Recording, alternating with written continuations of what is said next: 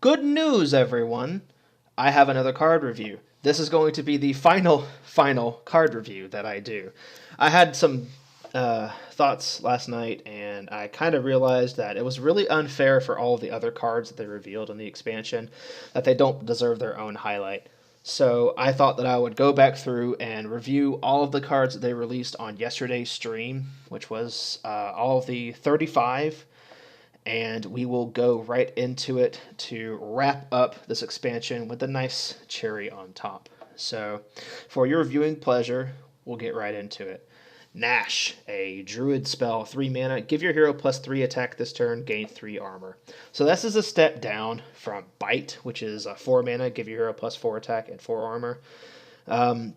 It's not as strong. Bash was actually used as a warrior spell that dealt 3 damage and gave your hero 3 armor. That was actually used quite a bit in control decks. The thing is like your hero didn't have to attack to do the damage, and it got to keep its armor.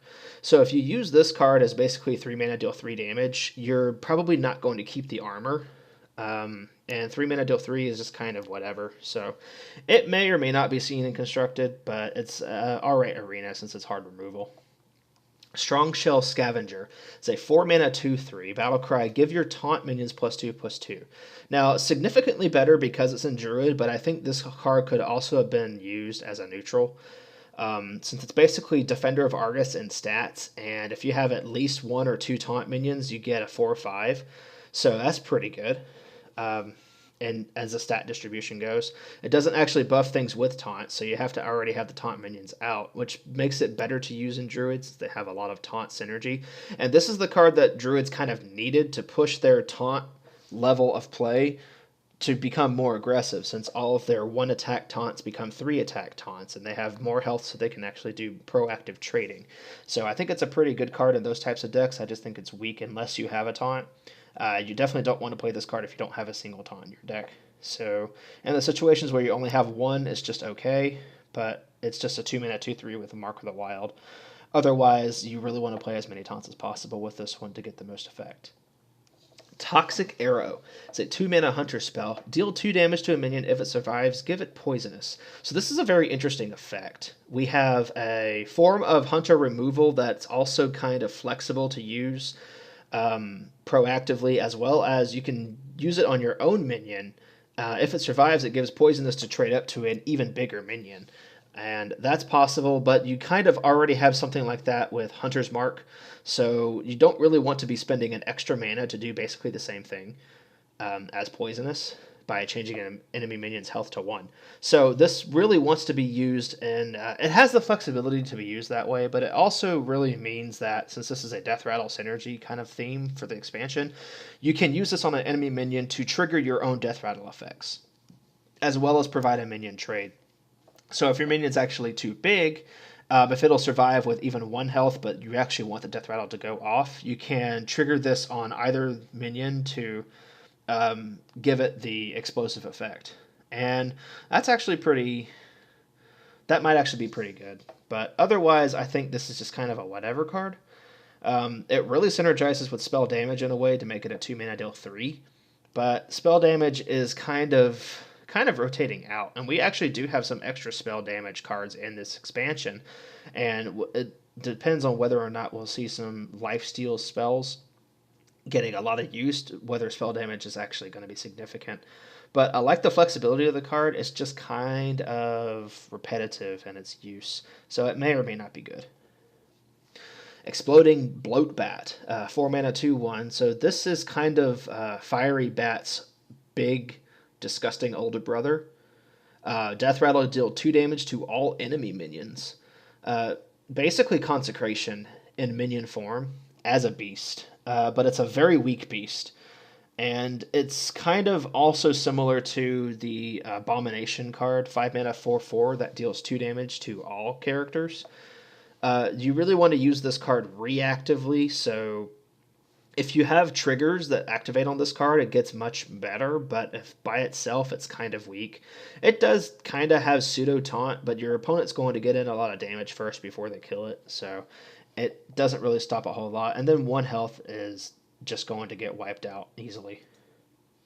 Dark Conviction. Set a minion's attack and health to 3. 2-mana Paladin spell. So we had Keeper of Uldaman in the past that was a 4-mana 3/4. So if we statted 4-mana 3/4, change a minion's attack and health to 3, that's basically a 2-mana 3/4 that did the same thing. Well, the body on the board was actually very significant in the effect of that card.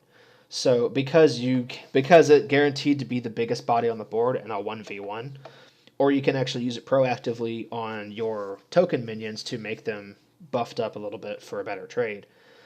The downside of this card is that you have to already have something in mind to be able to take care of a big control card, or you have to have something like Divine Shield or Poisonous or something to buff on your own.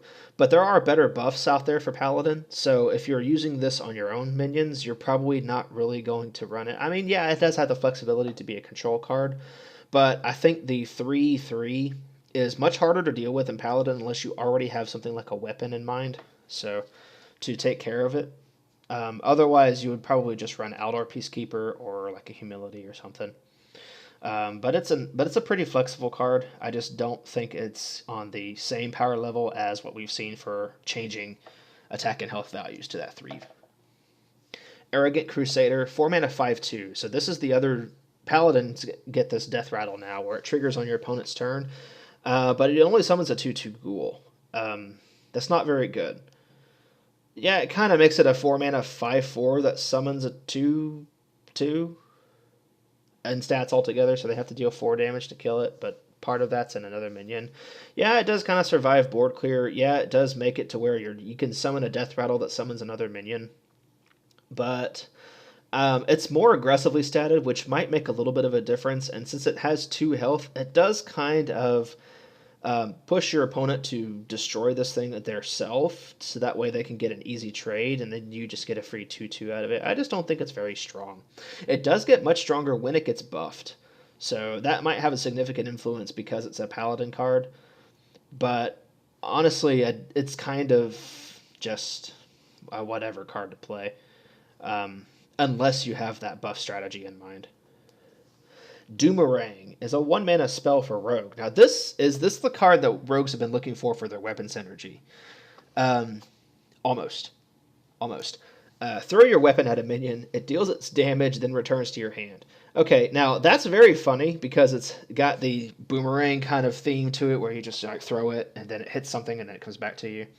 But the card actually is worded kind of like this: destroy your weapon, deal its damage to a minion, and then add that weapon back to your hand. So it's basically a single target Blade Flurry. So it does destroy your weapon, it deals its damage to an enemy minion, but then you get the extra copy of it in your hand. It is single target, and it works better on weapons that you actually want to trigger for that. Let's say if it's like a Assassin's Blade works well with this. The new weapon that makes your hero immune the first turn it's played might actually make a significant difference with this card. And it does kind of seem like those cards work hand in hand. Please note that it does not trigger effects like Envenom Weapon or Leeching Poison, since your weapon doesn't actually do the damage. This card does. It doesn't look like it, but I think the way that this card is actually the one that's causing the damage, not your actual weapon, so it may actually not work that way. If I'm wrong, this card is actually super strong. But if I'm right, the card is actually kind of mediocre. So it may or may not see play in those types of decks. Plus, if people are going to be running a lot of weapon synergy decks, there's a lot of weapon removal out there that's very easy to play that just flat out destroys weapons. So you may not want to put too much of the weapon synergy in your deck. This might be worth a one of, but honestly, you probably shouldn't go that route unless you just play a face strategy. But this is a very cool concept. Bone Baron. It's a 5-mana 5/5. Death Rattle, add 2 1/1 skeletons to your hand. So Rogues don't really need this card because it's just a big body. Rogues spending all that mana playing just a big body is kind of slow. It does give you some really cheap minions to play later, because I'm assuming they're 1-mana 1/1s. But it might actually be something like 5-mana 7/7 that is a bit of a delay. It is a Death Rattle. You can draw it. You can summon it back with N'Zoth. You can activate certain Death Rattle synergies with it. But to be honest, it's just kind of a whatever card. It's a pretty good arena card for the mid game because you can keep adding stuff and you can keep putting pressure on your opponent, which is rogues like to do. But hey, it's a card. Spectral Pillager, 6 mana, 5/5. Combo, deal damage equal to the number of other cards you've played this turn. So you kind of have the Edwin Van Cleave tag on a card that works exactly like SI7 Agent. So you're kind of taking, like, if SI7 Agent's combo effect scaled the way Edwin Van Cleave's does, that's what this card is. The problem is that it's 6 mana for 5/5. Now, in order for you to get an SI7 Agent damage, so in order for you to get 2 damage, you have to play 2 cards and then play this card. This card doesn't actually trigger damage from itself, so if you only played 1 card, let's say if it was just like a coin, so if you coined this on turn 5, it's a 6 mana 5/5, but you only deal 1 damage. To get 2 damage, you have to play 2 cards. To get 3 damage, which is Fire Elemental level, you have to play 3 cards from your hand first for a body that's actually weaker than Fire Elemental. It does lose attack. So, is this card any good? You would have to significantly play out your hand. It can target the opponent's hero, which may or may not be a significant factor. But you do have to play out a lot of cards, and you have to play out a lot of very cheap cards very quickly. Do you have that at 6 mana? No, you'd rather do something like Gadgetzan Auctioneer. So I think the card's kind of bad. It has some conditional use, but I don't think it'll see much play in Constructed. In Arena, it'll have some conditional use, but it may not see play in Arena because it's not a strong body. So, yeah, it's whatever. Avalanche is a 4 mana spell. Freeze a minion and then deal 3 damage to the adjacent minions. So, okay, the way the card works is that you have the target in the middle of the board, and then you have 2 targets on the outside of the board. One of them is probably something like a token or a totem or something. But if the big body's in the middle and the smaller bodies are on the outside, then this is the perfect card for you. It works in the same way that Meteor works. It just, instead of killing the center minion, it just freezes it. So it's weaker than Meteor in that way. But it deals 3 damage to the outside. It doesn't work the same way as Cone of Cold, which deals 3 damage to the 3 minions. The center minion just gets frozen, and then 3 damage gets dealt to the 2 on the side. In that regard, it is dealing a maximum of 6 damage, and also a minimum of 6 damage. So it may actually be better than Lightning Storm. But at 4 mana, you're hoping to get rid of something like 2 cards. And actually, the card text is more like multi-shot for Hunters, which deals 3 damage to 2 random minions, but you only get that if the opponent has 3. But it is more targeted, and it is very positionally based. I think it's a pretty good card for that freeze effect. So you can actually freeze the big minion and kill off 2 smaller ones. And then you can have your Marabi, copy the big minion. You don't necessarily have to have the cleave. It could just be a 4 mana freeze spell. It's very bad that way. But even if it hits only 2 minions, you can freeze one and kill the other one, or damage the other one enough to where you can kill it, and then you can just hit the other one with your weapon, and your new Icebreaker weapon, and just kill that one too. So that may be a significant use for us to see Icebreaker in a specific deck like that, which could have some pretty impactful ways, because now Shamans have 5 or 6 ways to freeze enemy minions on demand. So that could actually make that deck work, but it does seem kind of like board-centric in a way. So we'll have to see if that actually works out, but I do like this card. Drain Soul, 2 mana Warlock spell, Lifesteal, deal 2 damage to a minion. This card is basically the same as Drain Life. Since it deals... Drain Life was an old Warlock card that never sees any play because it's 3 mana, deal 2, heal 2. Apparently, Blizzard was just too afraid of putting Lifesteal in Warlock at the time, but now that we actually have an excuse to put Lifesteal in Warlock, they decided to reprint the card at 1 less mana. So it's a strictly better Drain Life. But the important aspect of this card is twofold. One, you don't have the ability to target the enemy hero with this, and 2, both the damage and the Lifesteal scale with spell damage. So Again, we have spell damage effects in this that are introduced in this expansion that are different from the ones we've seen before, but whether or not they're going to be used in tandem with spells that have lifesteal to get double the effect on the lifesteal may or may not be a reason why this card would be played. It's a 2-mana deal too. It's removal. It does the same thing as Fellfire does. Instead of buffing your demon by 2/2, you just deal 2 damage to something. This does the same thing. You just get the heal afterwards. So it may or may not see play. In Arena, it's just good. It's not fantastic, but it's just middle of the pack. So we'll see. Death Revenant. I actually think this card is supposed to say Death Revenant. I think that's actually a misspell. I'll have to look at that after the video. 5 mana, 3/3. Battle Cry. Gain +1/+1 for each damaged minion. So we have some minions in this expansion that work the same way as Frostwolf Warlord does, where it's a overcosted minion that gets stronger if there's a certain condition met for other minions on the board. Frostwolf Warlord, of course, is a 5 mana 4/4, which gains +1/+1 for every other friendly minion you have on the board. This one is actually weaker than that. So, and with the condition that you have to have damage. But it also works on your enemy's damaged minions. So in order for you to get an average effect off, you not only have to have something like 3 minions, but all 3 of those minions have to be damaged. If your opponent also has 3 minions that are also damaged, this card becomes like an 8/8 or a 9/9 on the board, which actually can have some pretty good implications, but you would have to be running a lot of self-inflicting abilities to be taking consistent use of this card.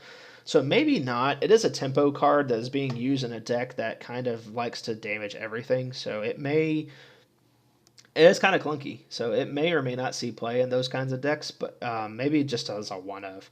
But you would have to be proactive with it. Sorry, I pushed the button a little early that time, sorry.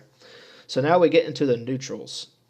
Deadscale Knight is a 1 mana 1/1 Murloc with lifesteal. It is what it is. So they weigh the lifesteal mechanic very heavily in the fact that they just tack it on a 1 mana 1/1 instead of a 1 mana 1/2. They just decided to put a Murloc on there, so maybe that has some significant synergy, but otherwise it's just kind of a whatever card. You might see it used, you might not. Wretched Tiller. Whenever this minion attacks, deal 2 damage to the enemy hero, so it's basically a 1 mana 3/1 that doesn't actually trade up very well. So, yeah, that's the thing. It gets stronger when it gets buffed, but unless it's buffed, it's just whatever. So, it's just kind of like a win more aggressive card. So, go for it if you want, but this kind actually has some synergies with the Priest minion that gives 1/1 to a minion at the end of the turn. So, if your opponent for some reason can't deal 1 damage to this thing, and it gets buffed, it may actually prove to be like a Hunter hero power at the end of the turn, which can prove to be more for the aggressive like Priest strategy that I've been mentioning for the past few days.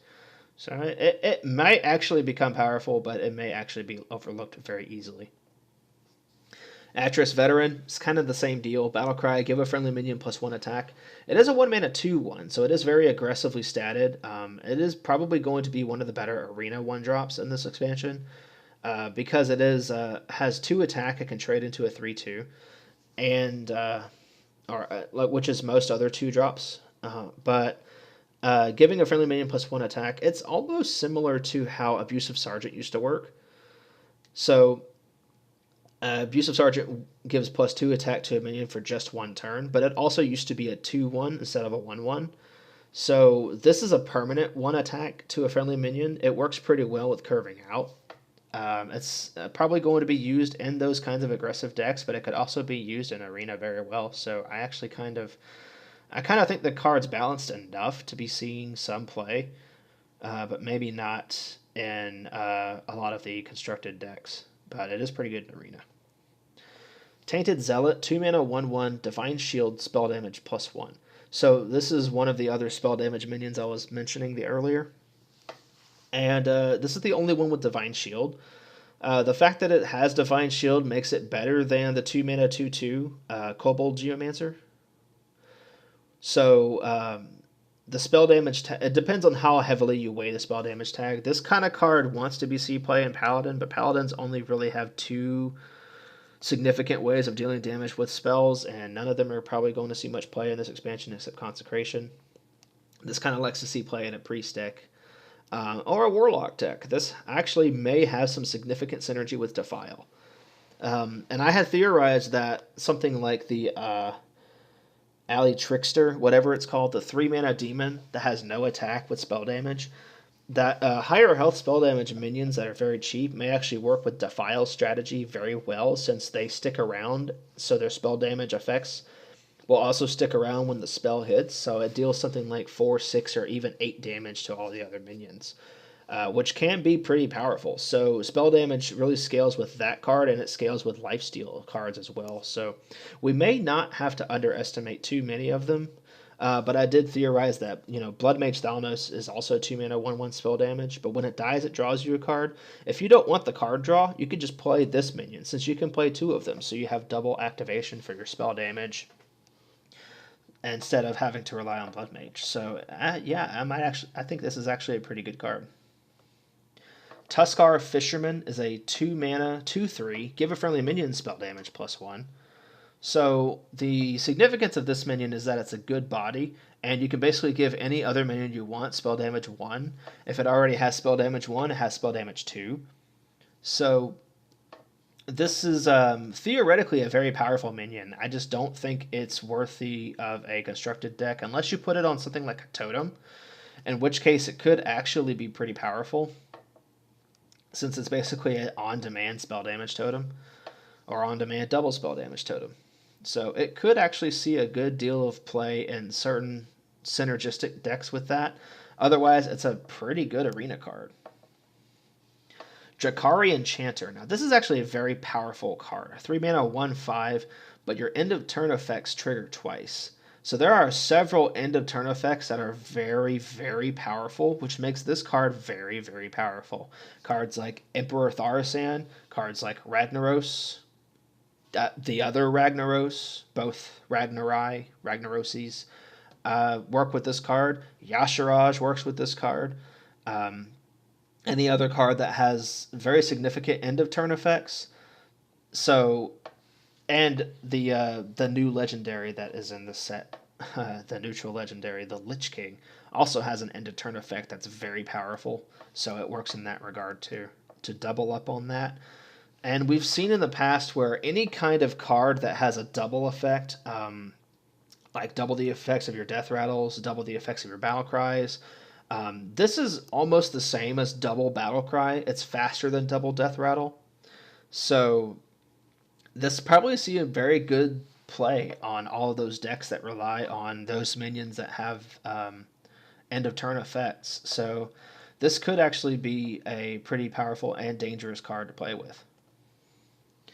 Hyldnir Frostrider. It's a 3-mana 4/4. So it's a 3-mana 4/4. It's overstated for its cost, and we've had cards on the stat line before. Battlecry frees your other minions. Now, unless you have freeze synergy in your deck, you probably don't want to play this card, but this is actually a pretty good card to play on an empty board for basically no downside. So that's good for arena, and it could actually be some pretty good and constructed too. It's just like a control card. Sure. Vryghoul, 3-mana 3/1, Death Rattle. If it's your opponent's turn, you summon a 2/2. So, question: why do we have this minion as neutral if we have the Paladin minion, which is more expensive, has bigger stats, but has exactly the same effect?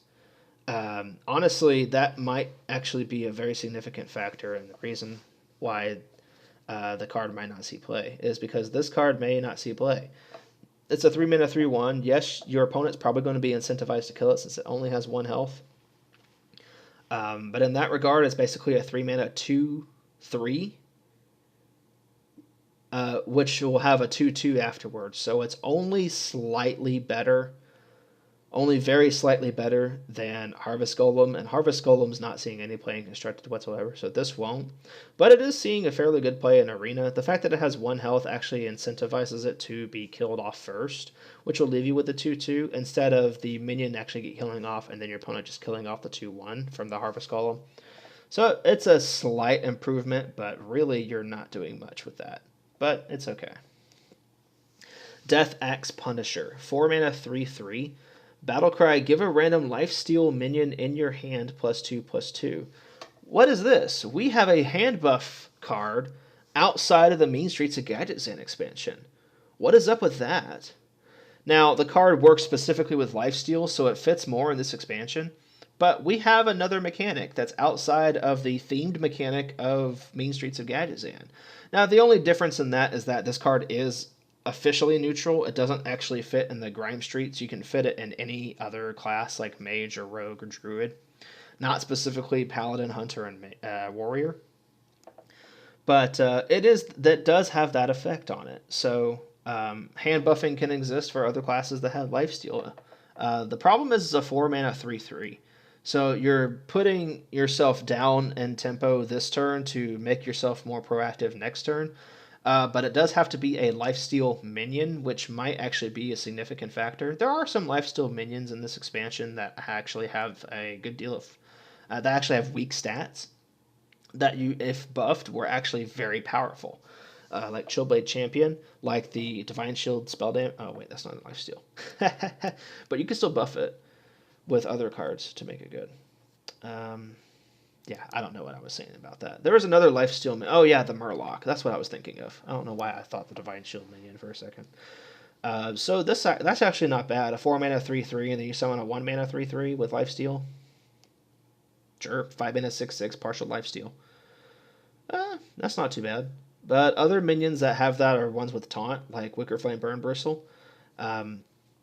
There is a... it doesn't have synergy with Valinor, unfortunately, since Valinor only gains lifesteal when he gets played, and you basically don't run both of those in the same decks. They both cost 4 mana. And Valinor won't work if this is in your deck. So I think this is an okay card. It's just going to see some very specific play. And in Arena, lifesteal minions may have the advantage of having the recurrence bonus in this meta, but otherwise it may not be a good Arena card either. Grave Shambler, 4-mana 4/4. Whenever your weapon is destroyed, gain +1/+1. That's a very specific effect.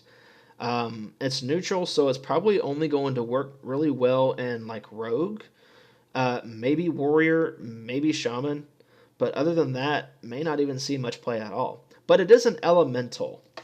The elemental tag is quite significant for a 4-drop.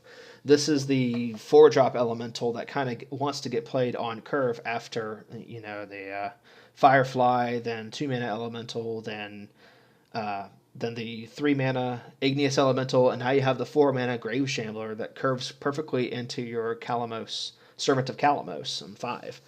So yeah, you can keep up the elemental chain by playing this card on curve, and it works okay. And you would play this in Shaman, since Shamans do run weapons. So there you go. You got your elemental. Otherwise, it's just whatever. Grim Necromancer, 4-mana 2/4. Battlecry, summon 2 1/1 skeletons. So this is basically Dragonling mechanic, but it is a very significant difference having 2 1/1s over a 2/1. So you might actually use this card now in... the past of Karazhan, Dragon Paladin tried running this 3-mana 2/3 minion that summoned 2 dragons if you were holding a dragon. And it was actually kind of seeing a little bit of play, but overall it ended up getting cut for the big minion. So if you have a big minion to play on turn 4, or if you have something that's combination of 2 smaller 2-drop minions, that'll obviously be better than 2 1/1s and a 2/4. You would probably play that instead. Otherwise, this works in token decks where you summon a bunch of minions in one turn. Your opponent may or may not be able to deal with it right away.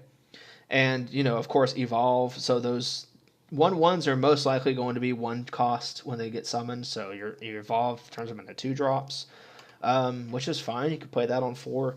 So another excuse to run evolve. Perfect. We all needed that. Keeeeeeeening Banshee. 4-mana 5/5. So it is a very good stats for 5-drop, but you definitely don't want to play this in Constructed, especially in a control deck, which is most likely where you want to play a 4-mana 5/5. I actually think this is probably worse than Ticking Abomination. Oh, I can't believe I just said that. Anyway, you basically remove all the cards in your deck. So it's like the Fell Reaver effect, but you get to play the cards. which is significantly worse than Fellreaver.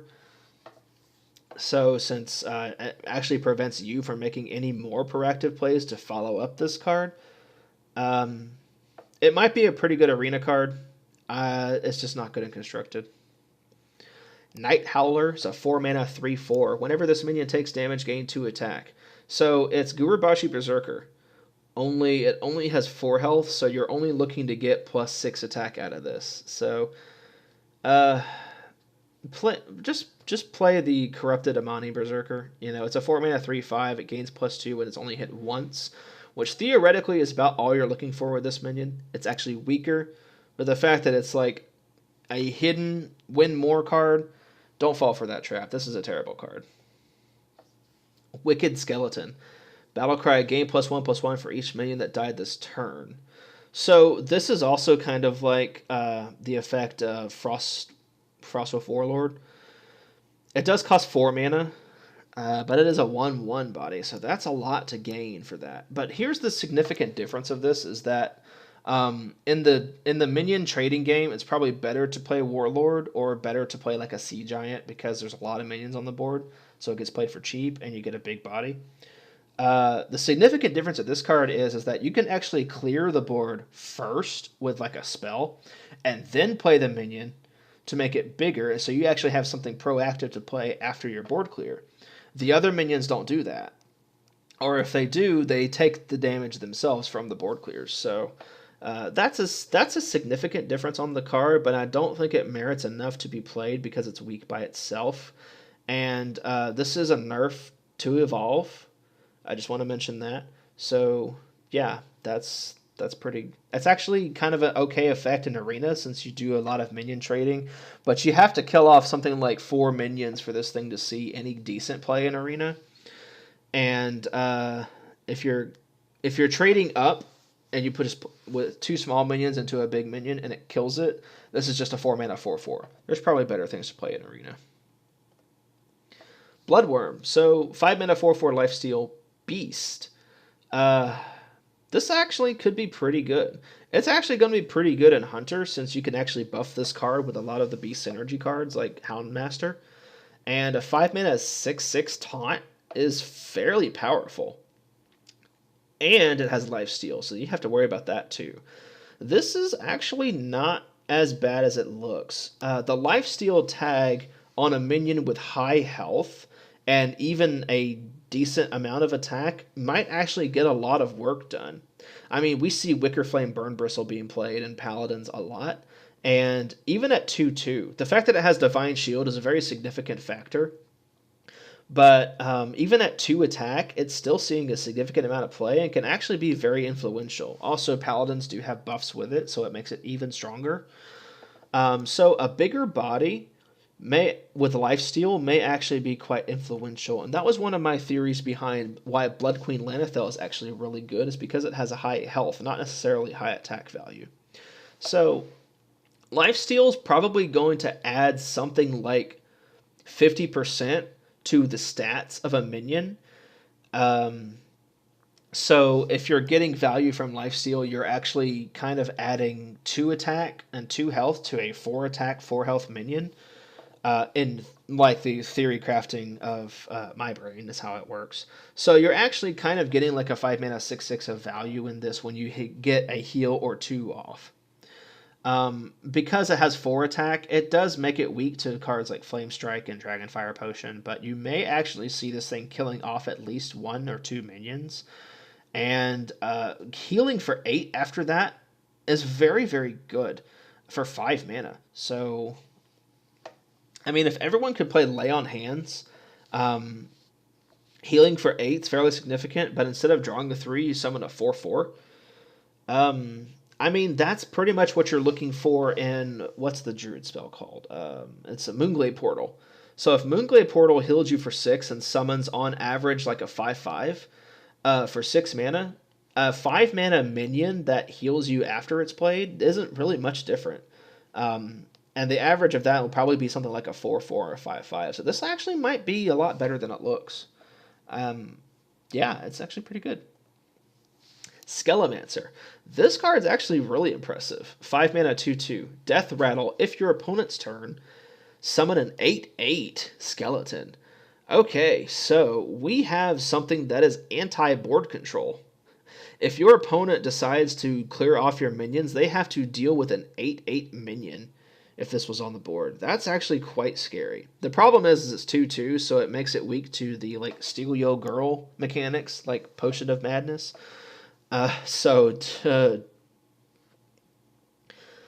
Because so you lose the 8/8 and the 2/2 in the process, and you paid 5 mana for it. So that's not good. But if this card was buffed and your opponent still has to kill it, this is a significant improvement on the card, and it may actually make it one of the most dangerous commons in the set. I like the fact that it's actually common because in Arena you have a lot of like mages and rogues that like to control your board, and even paladins that want to trade up with your other stuff because they have free 1/1 minions. So this could actually be a fairly significant block to their strategy of clearing your board and minion trading. They won't attack this card, even though it has low health. They'll want to kill off everything first, or they'll want to have some answer for your 8/8. The problem is I think in this expansion you may see a little bit of a rise in silence effects, especially if Priest is going to be seeing a lot of play. They may have at least more than one way to silence a minion. So this could actually be a dead card in the water, depending on how strong Priest is. But even after that, this card is actually really good. It may actually be an aggro card, because your opponent's not going to want to clear your board if you play this card. So it decentivizes them to play it. So yeah, good luck with that. Venomancer. 5 mana 2/5 poisonous. It might actually be a little bit better than it looks. Myexna was a card back in the Naxxramas expansion that was a 6 mana 2/8 and was actually kind of problematic to deal with. It was very sturdy, so it guaranteed to kill at least 2 things, maybe 3, because it had a lot of health. This is on a little bit of a lower power scale. It may not be quite as strong, but it is probably going to kill something or 2. Especially if it's like a 6-drop or 7-drop with a lot of health. This basically will just trade up into it.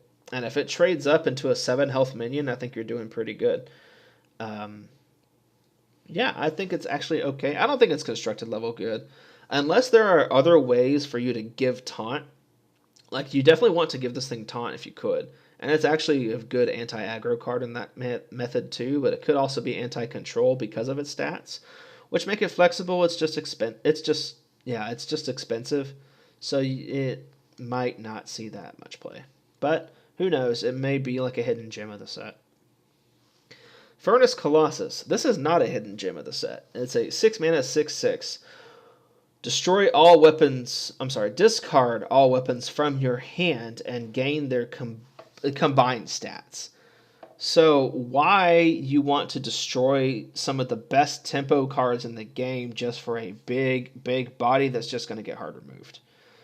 Oh, I don't know. Unless you have some kind of way to build your deck with a bunch of weapons, you don't get to play them all, so you may as well just push out something really big and get rid of them from your hand. Well, then the really big thing gets polymorphed or hexed or removed some other way, or completely frozen, and you're never going to get those weapons back. So, sorry. It is another way to discard from a neutral perspective. Warlocks are definitely not going to play this card, because they have no weapons. That's the end of that story, isn't it? But it's just like a big body to win more card. You're kind of like sacrificing tempo for power, and if it gets hard removed, it's bad. But if it actually survives, I think this thing would have to have like discard your weapons and gain their effects. So if it had like a Doomhammer in your hand and you played this card, it would be like an 8/14 with Wind Fury. It's nuts. But yeah, it would have to have something to that degree to be playable. Otherwise, I don't see it being played. And then the last neutral of this set, and then we'll talk about the heroes and new legendaries. So Spellweaver. It's a 6 mana 4/4 spell damage +2. Yeah, okay. You're compromising the fact that it's a very high cost card. It's actually the exact same cost as Archmage. Oh wait, is Archmage 6 or 7 mana? I don't remember. It's a 4/7 with spell damage 1, but the fact that it's a 4/7 makes it more durable, which means it sticks around for you to be able to spell damage combo the following turn. You won't be able to with this card because it's too expensive. Just for a 4/4 body that has minor synergy with spell damage. But spell damage +2, you'd probably rather be running the Kobold that does the same thing. And it's a 4 mana 2/2. It's much easier to combo with. So you're not likely for this thing to stick around to pull off its spell damage. But if it does, it's pretty significant. It's just not likely. And now we get to the new warrior hero, Scourgelord Garrosh. So he is 8 mana, and gaining 5 armor. It seems like all the heroes gain 5 armor in this expansion, but that's actually good enough by itself. His battle cry is equip a 4/3 Shadowmourne, and the Shadowmourne, when your hero attacks, Shadowmourne will also deal its damage to adjacent minions, so it kind of has that cleave effect added to it. Very similar to how Foe Reaper did. So you equip a weapon, and weapons are actually very good to have because you have the extra armor here. So you equip a weapon that does cleave, so it's actually kind of a very board control-y kind of card, which is really good if you're playing a control deck. So because you want to constantly be doing damage to your opponent's stuff so they don't have any room to play. And they're definitely going to be careful about playing anything against this Scourgelord Garrosh. Well, there's a little bit of a hiccup in that.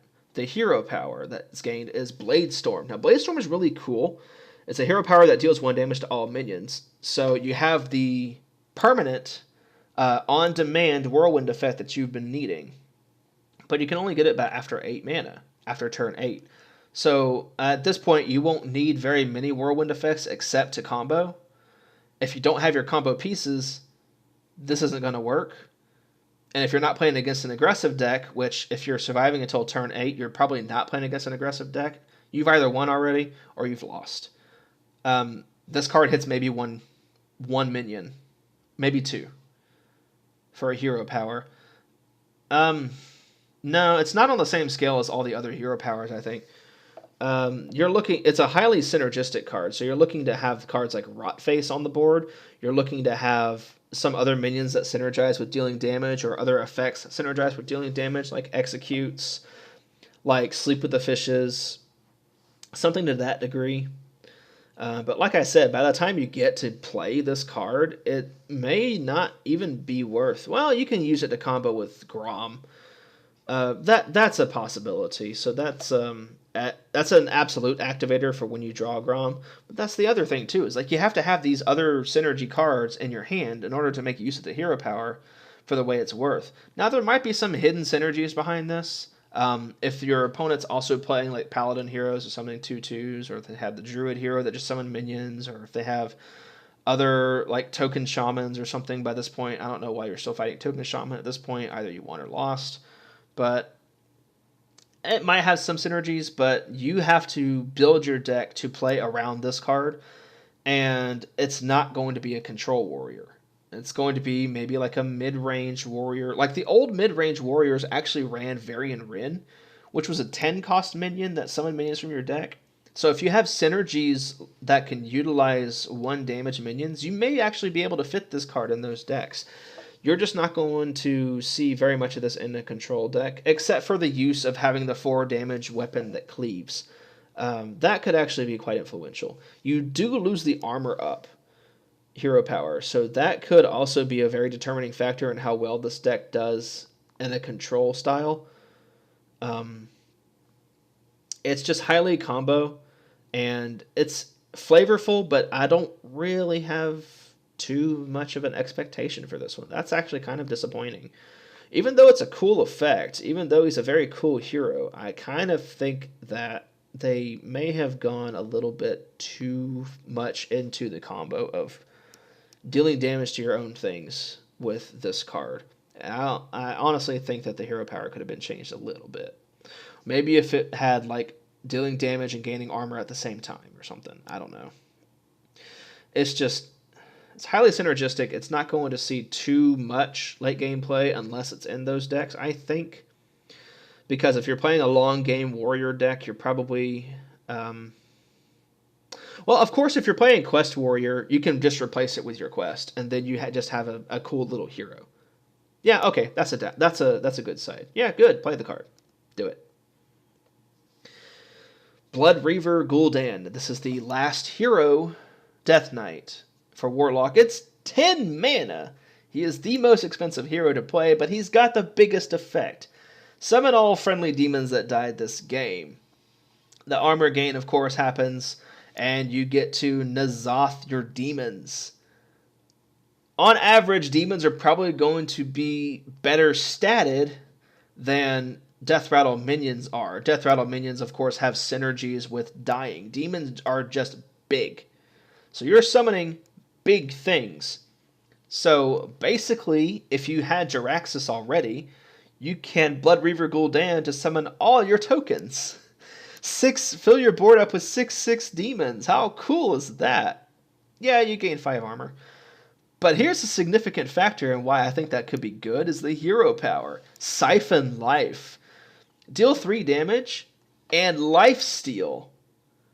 That is very powerful. So you have the ability to actually gain health as a late game warlock. How cool is that? This is probably my favorite after maybe Uther and Jaina. So those are the 3 classes I'll be playing in the next expansion. And I think this is actually the most like tacked out hero and hero power of all the other ones that we've seen. Yes, it is 10 mana. You're not going to do anything the turn you play this card. So you better have something like a Charge Demon, a Taunt Demon, some other big bodies that have synergies or something. Do not play the Fellhound. You can play Drakkari Fellhound, just not the other one that discards stuff. You don't want that. You don't want it to come back. So, but yeah, play the stuff that you actually resurrect Blood Queen Lanethel with this deck, with this strategy. If you played her and she dies, that is also really cool because you get the additional attack from all the other cards you've discarded the game, and you get an extra lifesteal from it. So this has synergy with the legendary that you have. So you have an incentive to run Blood Queen Lanethel now. Go do it. This card is awesome. And so the last 2 cards, I say 2, the last 2 collectible cards are some of the iconic of the set. Arfus. 4 mana 2/2 Beast Legendary. I love the pun on this card, and it's another adorable dog. I love where they've gone with this expansion, man. It's been so much of a roller coaster of fun and enlightenment, as well as death themed. So they've kind of made a little bit of light on the death theme. That's really cool. Death Rattle, add a random Death Knight card to your hand. To note first that this is a legendary beast. That could be significant in the fact that you have like random beast summoning effects in the game, which is cool. So you can pull this out as Hunter. 2/2 is very weak. Like I said, the whole Steal Yo Girl thing, this could be very weak against Priest, so watch out for that. Why do you have to watch out for that? Because you get one of these new Death Knight cards. Not Death Knight heroes, please don't misunderstand. There are actually 8 non-collectible Death Knight themed cards, and these are them.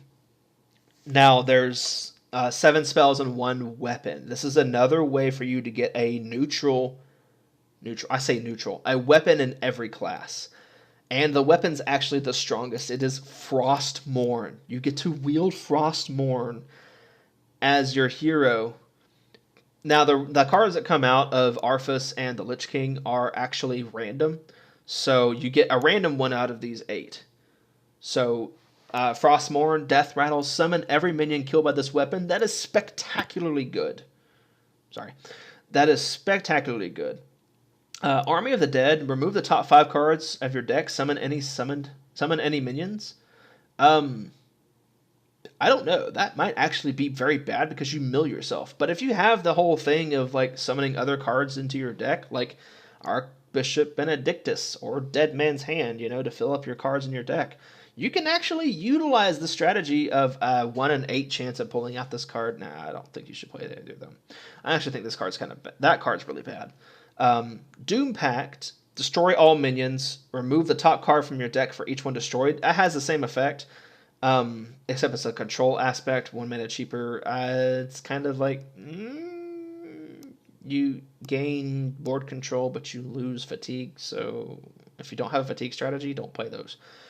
Death Grip, you actually steal a minion from your deck. You don't steal a copy of it. You steal, like you take a minion from your opponent's deck away from them and add it to your hand.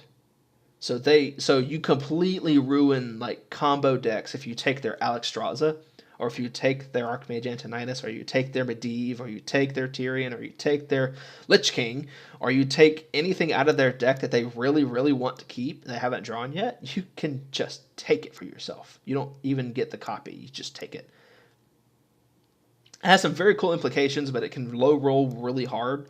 So maybe you want to think about playing the card first before you initiate it. Death Coil, pretty good. Deal 5 or heal 5. That's actually really good. Obliterate.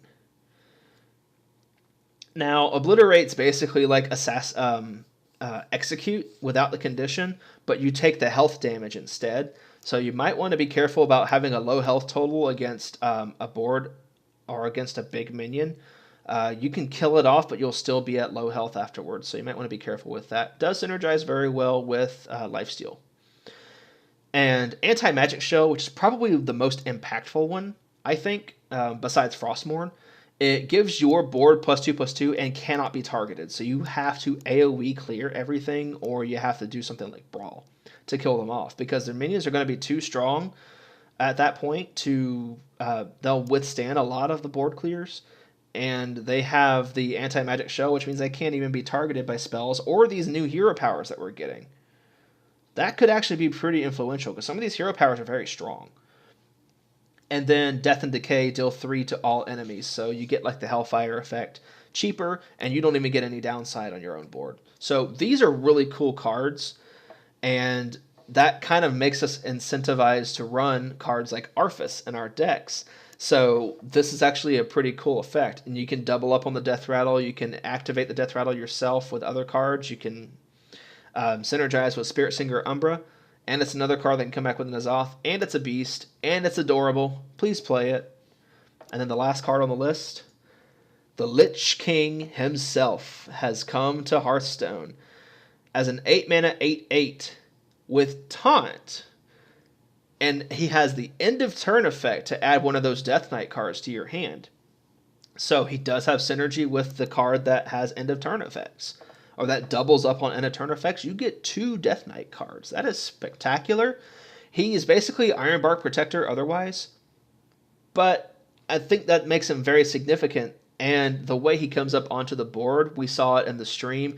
It is the most impressive tribute they've ever done to any legendary in the game when they made the card. Deathwing kind of has the same flavor, but this is probably the most iconic villain in entire Warcraft series, and it definitely does it justice. I'm very excited for this expansion, and I'm very, very proud to have revealed these cards with all of you online. So thank you very much for tuning in.